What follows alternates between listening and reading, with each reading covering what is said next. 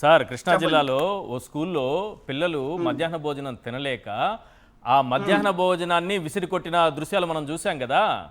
ఆ తర్వాతే ఈ గాడిద గుడ్డు పెట్టాలన్న వీడియోని రిలీజ్ చేశారు. అసలు పూర్తిగా ఎత్తేస్తే పోతుంది, మేము ఇలాంటి ఆహారమే పెడతాము, ఈ ఆహారం తినకుండా మీరు పడేసి మా ప్రభుత్వానికి చెడ్డ పేరు తెస్తామంటే అసలు గుడ్డే పెట్టం అన్నట్టుగా ఈ వీడియో రిలీజ్ చేసినట్టుగా ఉంది. ఇన్ని రోజులు కనపడిన వీడియో ఇప్పుడు ఎందుకు బయటకు వచ్చిందో అర్థం కాదు. కానీ అది రివర్స్ అయింది కాబట్టి ప్రజలందరూ దాన్ని వ్యతిరేకించారు కాబట్టి సరిపోయింది. లేకపోతే ఆ వీడియోను అడ్డం పెట్టుకొని అసలు పిల్లలకు గుడ్డు లేదు, భోజనం లేదు, టిఫిన్ లేదు, అసలు ఆహారమే లేకుండా చేసేసేవాళ్ళు.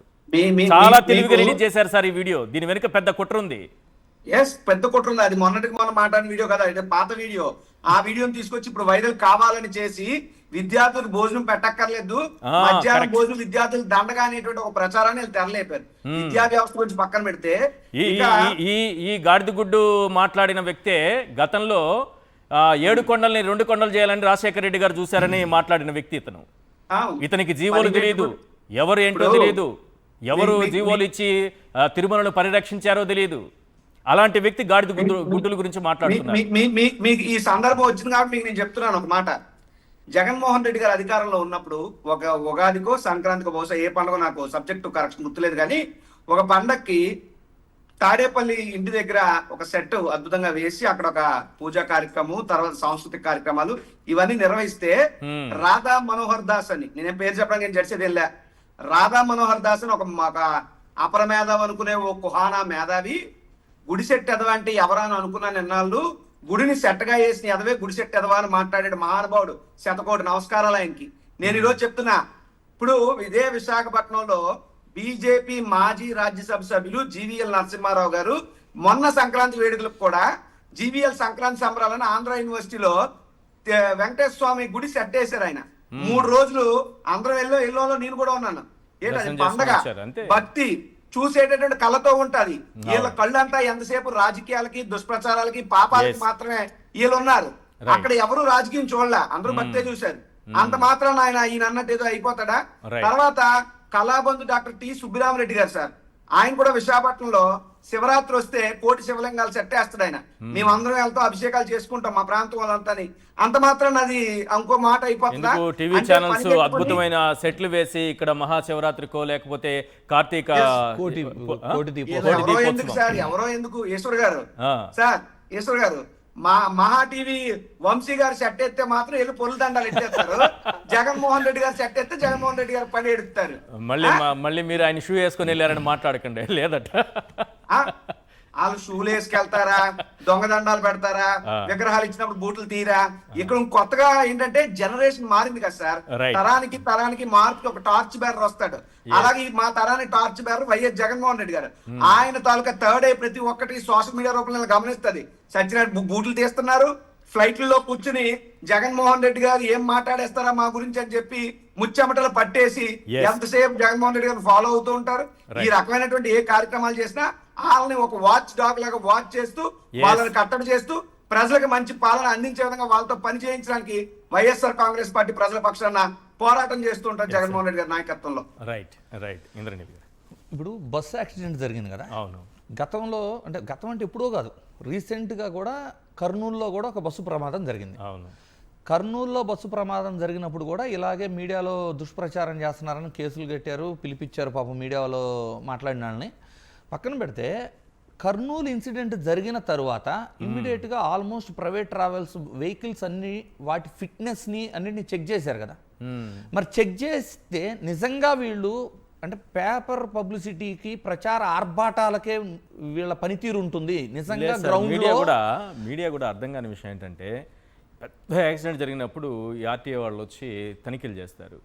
ఆర్టీఏ కొరడా ఝలిపించిన ఆర్టీఏ అధికారులు వాళ్ళు 4 బస్సులు ఆ రోజే గుర్తొచ్చాయి వీళ్ళకి. అది రెగ్యులర్గా చేస్తే ఈ ప్రాబ్లం ఎందుకుంటుంది కదా, రెగ్యులర్గా జరగాలి.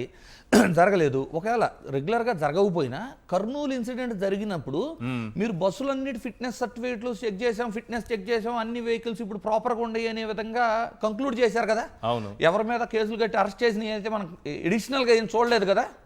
ఈ బస్సు మధ్యలో ఆగిపోయిందంట, ఇష్యూ వచ్చిందంట, 1 గంట పక్కన ఆపారంట, స్టీరింగ్ స్ట్రక్ అయిపోయిందంట. మరి ఇన్ని ఇష్యూస్ ఉన్న బండిని విజిలెన్స్ ఈ డిపార్ట్మెంట్ వాళ్ళు ఆర్టీఐ వాళ్ళు ఎందుకు పర్మిషన్గా ఇది రోడ్డు మీద ఎలా తిరగలిగింది ఒకటి. రెండోది అసలు 100కి కాల్ చేస్తే ఎవరు లిఫ్ట్ చేయలేదన్నారు, 108కి 20 టైమ్స్ ఫోన్ చేసిన తర్వాత ఒకళ్ళు ఎత్తారు అనే అంత దౌర్భాగ్య పరిస్థితిలో మన అడ్మినిస్ట్రేషన్ ఉంది. మళ్ళీ మనం ఏం చెప్పుకుంటామంటే ప్రపంచంలోనే అడ్మినిస్ట్రేషన్లో ద విజనరీ ఎవరు అంటే చంద్రబాబు గారి పేరు చెబుతారు, కానీ ఆయన అధికారంలో ఉండదు. ఇది మనం చెబుతుంది కాదు కదా, బాధితులు హాస్పిటల్లో చెబుతున్న మాట ఏంటి, 100కి ఫోన్ చేస్తే ఎవరు అటెండ్ అవ్వరు, 108కి ఫోన్ చేసినా కూడా ఎవరు అటెండ్ అవ్వలేదు, 20 టైమ్స్ ఫోన్ చేసిన తర్వాత కానీ ఎవరు అటెండ్ అవ్వలేదు అనేది. కానీ గతంలో మీరు చూసుకుంటే 108 అనేది మ్యాక్సిమం 14 మినిట్స్లో రీచ్ అయిద్దనే కదా అసలు ఆ పర్పస్ ఆ సర్వీస్ పెట్టింది. అలాంటిది 20 టైమ్స్ కాల్ చేయటం అంటే మీరు కాల్ అటెండ్ అవటానికే 15 నిమిషాలు తీసుకుంటే మీ సర్వీస్ మీరు ఎప్పుడు వస్తారు, ఎప్పుడు అడ్రస్ చేయగలరు దాన్ని. నెక్స్ట్ అంటే ఈ వ్యవస్థలో అంటే ఈ పోలీస్ వ్యవస్థ అంటే పోలీస్ అనుబంధమైన విజిలెన్సు లేదు చెక్ పోస్టులు వీళ్ళని చూసుకోండి. మొలకల చెరువు ఇన్సిడెంట్లో కూడా 17 నెలల పాటు కల్తీ మద్యం మొలకల చెరువు నుంచి ఇబ్రహీంపట్నం దాకా వచ్చిందనే కదా దాని ప్రూఫ్. అవును, మరి అప్పుడేమైంది, విజిలెన్స్ కానివ్వండి, చెక్ పోస్టులు కానివ్వండి, పోలీస్ యంత్రాంగం కానివ్వండి, అంటే ఎంతసేపు పోలీస్ యంత్రాంగం ఎక్కడ పనిచేస్తుంది? అంబటి రాంబాబు గారి ఇంటి మీద టీడీపీ వాళ్ళు దాడులు చేయడానికి వెళ్తే వారికి సహకరించడానికి పోలీస్ వ్యవస్థ లేదు, జోగి రమేష్ గారి ఇంటి మీదకి దాడికి వెళ్తే వాళ్ళని సహకరించడానికి లేదు, వైఎస్ఆర్సీపీ శ్రేణులు రాకుండా అడ్డుకోవడానికి పోలీస్ వ్యవస్థ. పెట్రోల్ బాంబు వేసిన వ్యక్తికి స్టేషన్ బెయిల్, పెట్రోల్ బాంబు అంటే హత్యాయత్నమే కదా, హత్యాయత్నం చేసే వ్యక్తికి స్టేషన్ బెయిల్ ఇచ్చిన చరిత్ర ఎక్కడన్నా ఉండిద్దా? ఉండదు. లేదు, దారుణంగా మాట్లాడిన వాళ్ళకి స్టేషన్ బెయిల్స్. అంటే ఈ ఎలా ఉందో చూడండి, ఎన్ని వైఎస్ఆర్సీపీ పార్టీల మీద వందల సంఖ్యలో వెళ్ళి వీడియో రూపంగా సాక్ష్యాలు మన దగ్గర ఉండి టీవీలో చూస్తున్నాం. ఎన్ని ఆఫీసుల మీద దాడులు చేశారు, ఎంతమంది మీద కేసు కట్టి వీళ్ళు అరెస్ట్ చేయగలిగారు. సాక్షి మీడియా ఆఫీసుల మీద కూడా దాడులు జరిగినాయి కదా. అసలు మీడియా గొంతు నొక్కేద్దామనేది అసలు ఇది ప్రజాస్వామ్యం అవుతుందా? అంటే ఎవరన్నా మాట్లాడితేనో ఒక పోస్టు పెడితేనో ఇమీడియట్గా అంటే ఎంత స్పాంటేనియస్గా అప్పుడు మాత్రం ఉండేది చూడండి, ఎక్స్పీడైట్ రియాక్షన్ అనమాట పోలీసు యంత్రాంగం నుంచి. హైదరాబాద్లో ఉన్నా కూడా తెల్లారేపాటికి వచ్చి అరెస్ట్ చేయగలిగే ఈ పోలీస్ యంత్రాంగం మరి ఇన్ని దాడులు, ఇంత అరాచకాలు, మహిళల మీద జరుగుతున్న ఆ వేధింపులు అవ్వచ్చు, వీటన్నింటినీ పట్టించుకున్నప్పుడు అసలు పోలీస్ యంత్రాంగం నిజంగా జగన్ గారు అన్న దాంట్లో తప్పే ఉంది సార్. నో పోలీస్ అంటే నిజమే, మరి పోలీస్ వ్యవస్థ ఎక్కడుంది? Correct, right. పుణ్యశీల గారు, సకాలంలో అన్ని వ్యవస్థలు స్పందించి ఉంటే మార్కాపురం బస్సు ప్రమాద ఘటనలో ఇన్ని ప్రాణాలు పోయేవా? సార్ ఇప్పుడు అదే కదా సార్ మనం మాట్లాడుకుంటోంది. ఎక్కడా కూడా ఏ వ్యవస్థని కూడా సక్రమంగా ముందుకు తీసుకుపోయేటటువంటి పని అయితే మాత్రం చెయ్యట్లేదు సార్. ఏదైనా సరే ఇప్పుడు ఇందాక మీరు ఎక్స్ప్లెనేషన్ ఇచ్చారు, 5 సంవత్సరాలుగా దానికి ఎట్లాంటి పర్మిట్స్ ఉన్నాయి లేవు అనేది కూడా లేకుండా, అసలు పొల్యూషన్ అనేది లేకుండా, మరి దాని లైసెన్స్ ఏ రకంగా ఉంది, అసలు దాని పీరియడ్ కరెక్ట్ గా ఉందా లేదా, దాని పార్ట్స్ ఏ రకంగా ఉన్నాయనే ఫిట్నెస్ ఉందా లేదా, ఇదంతా కూడా చెక్ చేయాల్సినటువంటి ఆర్టీఐ డిపార్ట్మెంట్ నిద్రపోతోంది అంటానికి ఇది ఒక నిదర్శనం ఖచ్చితంగా. అసలు ఇంత దారుణంగా అక్కడ ఉన్నా కూడా 108, 100 కూడా ఒకప్పుడు, ఎందుకంటే రాజశేఖర్ రెడ్డి గారు అన్నట్టు కొయ్యి కొయ్యి కొయ్యి అంటూ ప్రజలకి అందుబాటులో ఉన్నటువంటి ఆ రెండు వ్యవస్థలు ఈ రోజున ఇంత నిద్రావస్థలో ప్రజలు గగ్గోలు పెడుతున్నా, ప్రజలు ఏడుస్తున్నా కూడా మరి ఇబ్బందికర పరిస్థితుల్లోనే ఈ వ్యవస్థ నడుస్తోంది అంటే మరి చంద్రబాబు నాయుడు గారి విజనరీ ఇంత దారుణంగా ఉండటం అనేది ఆంధ్ర రాష్ట్ర ప్రజల దురదృష్టం సార్ ఖచ్చితంగా. ఎందుకంటే ఒక మాట చెప్తాను సార్, పోలీసులు ఇంత దారుణంగా బిహేవ్ చేస్తున్నారు సార్. కోడి కోస్తేనో లేకపోతే జగన్మోహన్ రెడ్డి గారి కోసం ఒక మాట మాట్లాడితేనో రోడ్ల మీద నడిపించుకుని తీసుకెళ్లేటటువంటి ఒక కొత్త విధానాన్ని తీసుకొచ్చారు సార్. అలాగే డ్రగ్స్ తో పట్టుబడిన వ్యక్తికి స్టేషన్ బెయిల్ ఇస్తారు సార్.